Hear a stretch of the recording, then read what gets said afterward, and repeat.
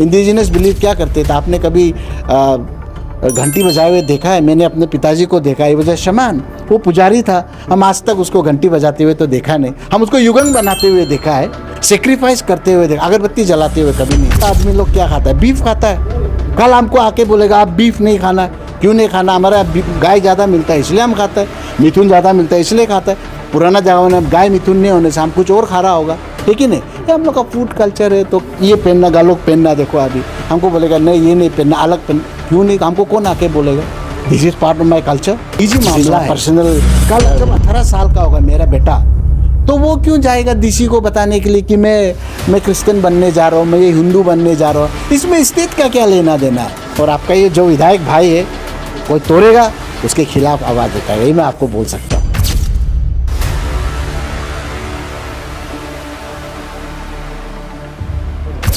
तो sir, being elected legislator, आपका ऊपर आप क्या कमेंट करना चाहेंगे? मैं तो देखो, मेरा इस पे काफ़ी स्पष्ट भाषा में मैंने पिछले बार भी बताया। मैंने हमारे असेंबली पे भी मैंने बोला था कि आफरा को ठंडे बस्ते में रहना देना चाहिए, कि अरुणाचल को आफरा का ज़रूरत नहीं है। हम खुश हैं। हम जैसे आज हमारे एक भाई साहब ने बताया कि we were happy as a society. My father was a priest, I am a Christian now.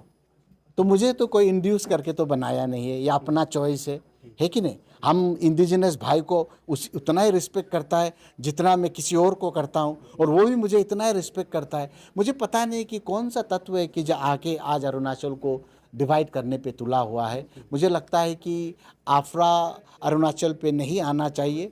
मैं तो पॉलिटिकल पार्टी से बिलोंग करता हूँ, और मेरा बहुत ही क्लियर एक मैसेज है। I am also the NCP का प्रेसिडेंट अजीत पवार का।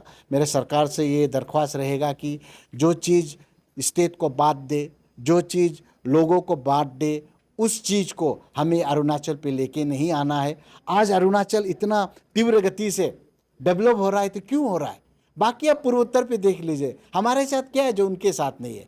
हमारे साथ जब पीसफुल एटमॉस्फेयर है, पीसफुल एम्बियंस है, जो और जो हमारे बीच में जो कम्युनिटी एक वेलबींग है, हार्मनी है, उसको कोई भी कीमत पर हम टूटने देना नहीं चाहिए। क्योंकि जिस दिन टूट जाएगा अरुणाचल, जिस तरह से आगे बढ़ रहा है वो रुक जाएगा।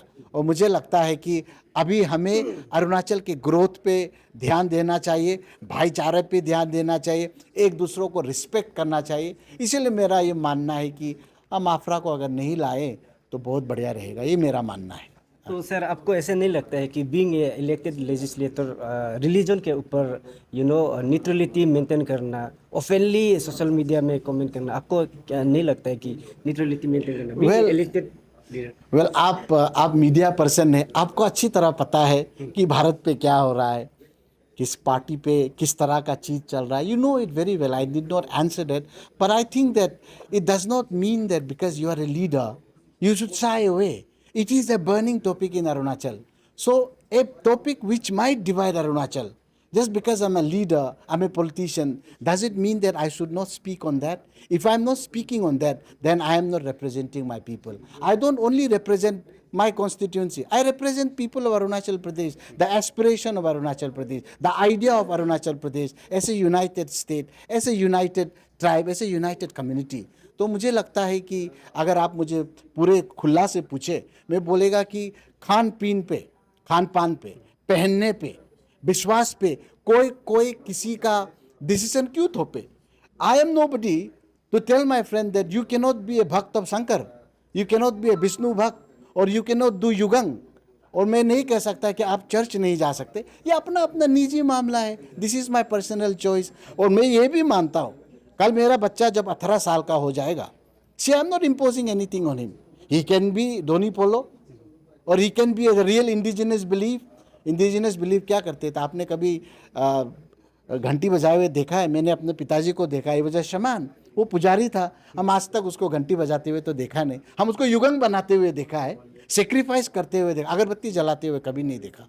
तो मैं तो बोलता हूँ कि हमारा जो निजी मामला है, कल जब 18 साल का होगा मेरा बेटा, तो वो क्यों जाएगा डीसी को बताने के लिए कि मैं क्रिश्चियन बनने जा रहा हूँ, मैं ये हिंदू बनने जा रहा हूँ? इसमें स्टेट का क्या लेना देना है?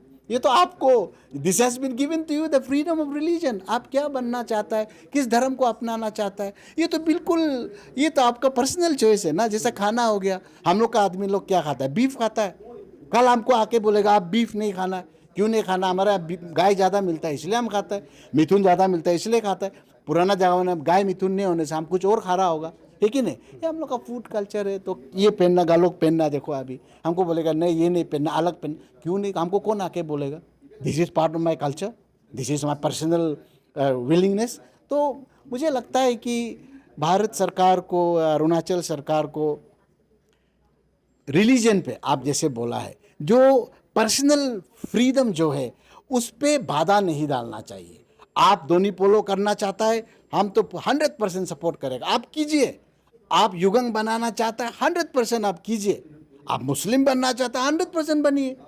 आप, मेरा बहुत दोस्त है जो शंकर भक्त है, अपना निशी भाई लोग है, यज्ञ करता है, तो मैं तो कभी उसके ऊपर हंसा नहीं यार, उसका पूरा बनता है, मैं साथ में जाता हूँ, उसका लड्डू खाता हूँ मैं, इसमें क्या गलत बात है। मैं चर्च जाना चाहता हूँ, आई बिलीव इन क्राइस्ट, मैं चर्च जाऊँगा। मेरे को कल कोई बोलेगा कि आप चर्च नहीं जा सकते, मुझे जेल पे ले जाए, I still go to church, that's my personal believe. I think media has to play important role, we should not sensationalise it, we should, तत्वों को आगे लेके आना है, रीजन को आगे लेके आना है, लॉजिक को आगे लेके आना है। और ये जो अरुणाचल जो शांति का द्वीप है, उसके हर हाल में टूटने देना नहीं चाहिए। दुनिया में ना पीस एक जो चीज़ है सब तरफ गायब है। यूरोप चले जाइए आप, अफ्रीका चले जाइए, एशिया चले जाइए आप, मिडिल ईस्ट चले जाइए, जो अरुणाचल पे है कहीं नहीं है, सबसे प्राइज पोजीशन है। इसको हर हाल में टूटने नहीं देगा। और आपका ये जो विधायक भाई है, कोई तोड़ेगा उसके खिलाफ आवाज़ उठाएगा, ये मैं आपको बोल सकता हूँ। Thank you sir. Thank you.